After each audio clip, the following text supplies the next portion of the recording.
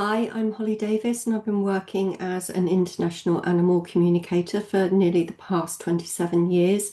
In this video, I've got some footage that shows my friend Graham Greene working with my horses with drumming. Now, vibration is a really important thing. So I think it was Nikola Tesla that said something about think of everything in terms of vibration, energy, and there was something or other else I can't remember off the top of my head. But basically, animals are very susceptible to vibration. If you remember during the last tsunami, it was talked about how all the animals went up to the mountains, they went up to height in order to protect themselves. So they're highly attuned to vibration. So Graham actually came on one of my workshops as a guest, and I asked him if he'd do some drumming for us. So after we'd had lunch break on the workshop, it was I think it was near Glastonbury, when it was a place that had horses and they were living very naturally. And I'd asked Graham if he wouldn't mind coming along and doing some drumming for us during the workshop. And what actually happened was, whilst he was drumming, everybody really zoned out. I know myself as he was using his rawhide drum, literally every time he hit it, I could feel it in my center here, in my stomach area, which is the solar plexus. So you can imagine if that was actually experienced by a human, how acute must it be for an animal? And yet they're very much drawn to the drumming because of the vibration. And of course, each drum that's used carries a different vibration.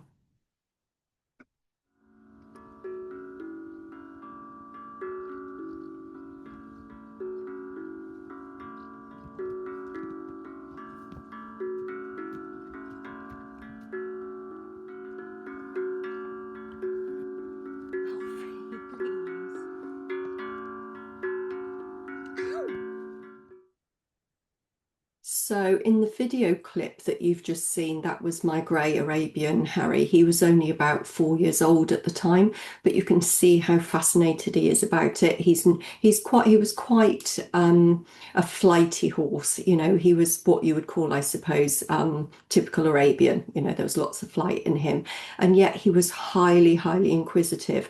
Unfortunately, what we didn't able to get on film, which I really wish I had, was how Harry actually would turn his head when Graham was using a different drum. And he was actually turning his head so that his whiskers were actually touching the drum, bearing in mind that the whiskers are attached to nerves. And so he'd tip his head one side so that the vibration was going through his whiskers, and then he was actually tipping his head the other side so that the whiskers were also sort of feeling that vibration. But the thing about Harry is that he was born with a defective soft palate. So because that part of it was missing, that meant that every time he ate or drank something, unfortunately, some of it would also come out of his nose. Because of this, he actually used to swallow a great deal more than normal because of the saliva involved. And so what we actually noticed was that after he'd been doing that with his whiskers and holding them against the drum, one side and then the other, that the swallowing actually slowed down for about an hour after. He wasn't doing that swallowing sensation that was quite normal for him to do. So what that showed us was that the nervous system had actually started to slow down and recalibrate itself better.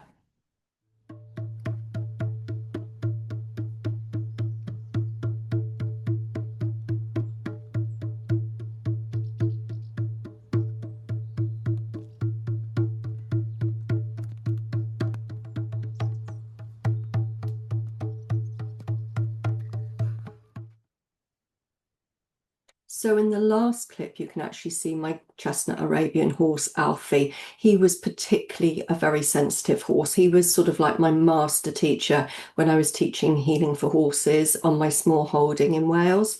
And as you can see, he's very, very engrossed in the drumming that's going on. But what it also shows as well, you can see after, once he feels he's had enough, then he chooses to walk off. But the really interesting thing was when Graham was drumming with the horses, is that they chose to come to him, but none of them showed any fear.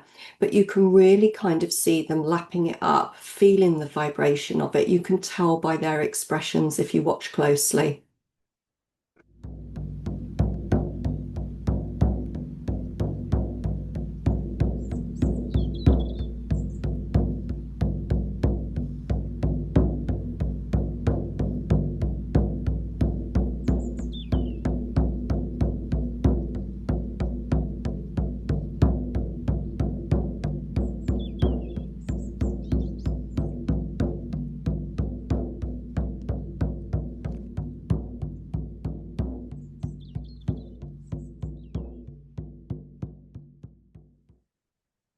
In this last clip, you can see it doesn't actually show it, but Harry had come off of the yard and actually followed Graham out into the paddock because obviously he wasn't finished with his drumming.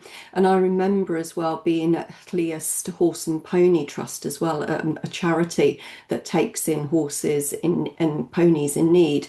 And Graham had actually gone up there and done some drumming also. And it was absolutely fascinating to watch one of the horses because there was a hay bale in its stable that was still done up, and it was really strange what the horse did. And it's such a shame we didn't get it on camera because as he was in there drumming, what the horse actually did with its muzzle was actually gesture to him to sit down on the hay bale, which was absolutely fascinating to watch. It was almost as if the horse was used to people coming in and sitting down there, and almost like an open invitation that they wanted Graham to stay longer, so was gesturing for him to sit there.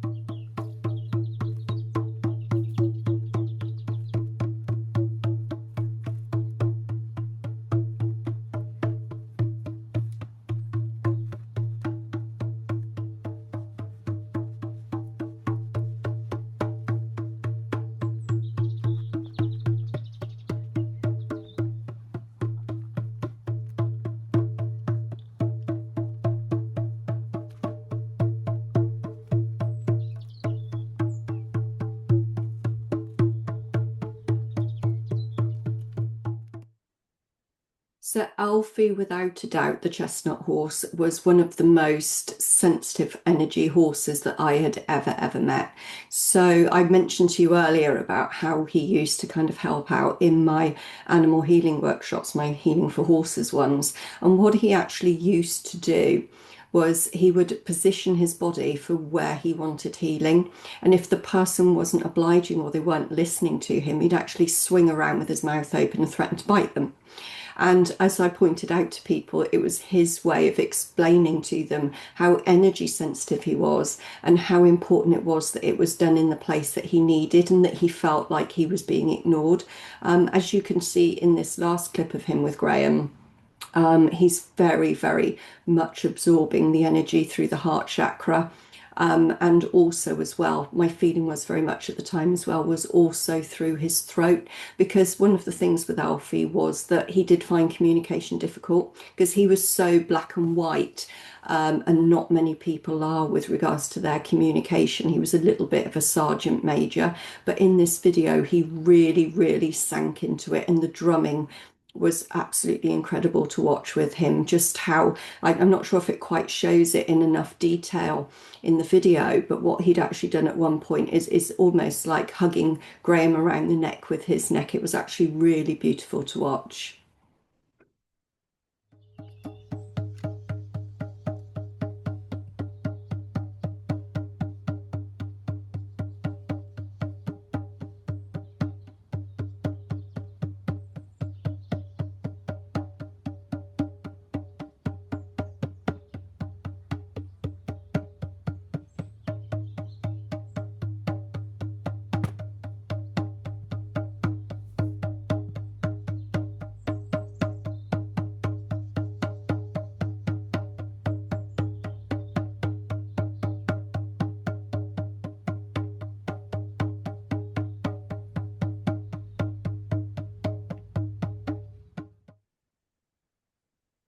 Some drums will have quite a bass type sound, and bass is very much linked to the base chakra or to the root chakra, as it's sometimes called. Now, the thing to remember here is that chakra is linked to survival, it's linked to danger, it's linked to survival, it's linked to our grounding. So, if you have an animal that is quite highly wired, quite highly strung, or is anxious, it can actually overstimulate the base chakra using some of the more bass drums and actually get them to feel a bit uncomfortable, which is obviously the opposite to what you want. Whereas if you have an animal that isn't so anxious, that needs grounding, you tend to find that those more of a bass sounding drums can actually really help them root them to the earth and really help them to ground.